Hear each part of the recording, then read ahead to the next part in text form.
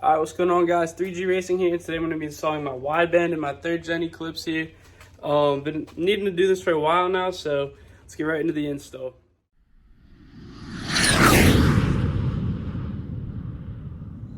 Alright, so to start we're going to have to disconnect the negative battery terminal here, so just be careful not to hit any other metal while you're doing this, and that should be good. And then right here is a full kit they give you with instructions as well. So what it looks like here, this is what goes into the bung down there, and then it connects over to this piece here, which is a connector which goes up into this, which then you can feed through the car, and eventually it all just hooks up. This is I think black is the ground and red is the power cable. These other two cables are for other stuff like analogs or data logs, stuff like that. And then here's the actual screen, which I have a mount for in the basement over there. But yeah, we're gonna start by hooking this up into the bung that's already welded on there from the headers. And it even comes with a sticker too, but yeah, let's get started with that. All right, guys, so we're gonna get under the car here. I have my bung welded in right up there, as you can see. So we're gonna tighten this in there and go from there. All right, guys, so next step is getting this plugged in and finding where we're gonna put it through the car here. So still not positive what I want to do. I'm thinking I could just run it up through here and possibly right through this little gap that goes through there. You can kind of see it, but yeah, it just goes right through this fender, through the door, and right up through there. So I might do that. I don't know. It's tough. I don't really know where any holes are in the firewall or anything. I've been looking. Same, I could just do it on this side as well, keep it out of my driver's side, but I don't know yet. Alright, I think I got it all drawn out here. I have the little cord fed through this fender here, through the door. Goes right up there. So you can, right there, it'll go up there as you can see.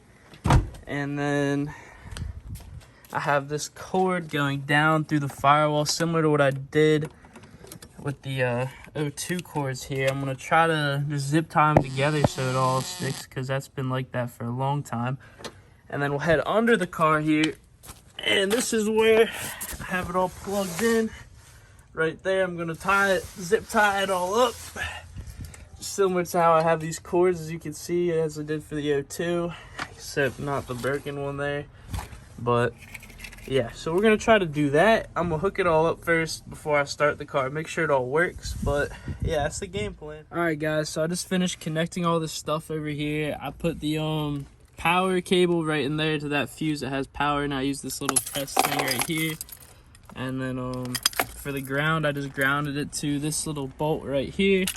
I fed the wire up there, through there, and then this one, as I showed you guys before, just fed through there. I'm gonna tuck it all up there. But now time to see if it all works, so let's turn the car on. There it is, guys. Just gotta get the mounts up there. This thing's going all the way through. And we'll finally be able to see our AFR ratio, so that's good progress. Alright, guys, so now I'm trying to hide all the wires down here. I got this one tucked underneath the steering wheel through that whole column there.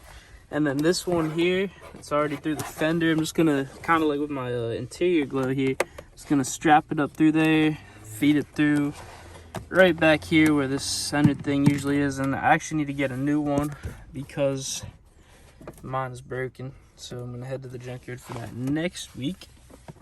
But yeah, this should be everything I need to do to get it where I want it. So, yeah.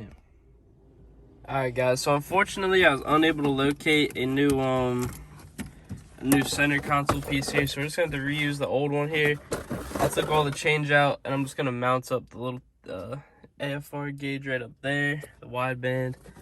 And yeah, so we'll do that quick, and then I'll show y'all. Oh, then I'll mount it up, then I'll show y'all up pool. Alright, y'all, so here it is, all mounted up, ready to go. Pretty simple install, all in all. Let's get it on for you guys in real quick. All right, and as you guys can see here, here's the wideband running. If we rev it up quick, ratio is changing right there, so that's pretty cool. And then just the idle. It usually runs around 13. It's going down right now, but sometimes let's go with that. Sometimes like 13.7. I don't really know why it changes all the time, but it does. Definitely needs to be tuned, but yeah, that's the wideband for you guys then. But yeah, guys, that's gonna do it for today's video then. Please like, subscribe, share, all that stuff, and I'll see you all in the next video. Peace.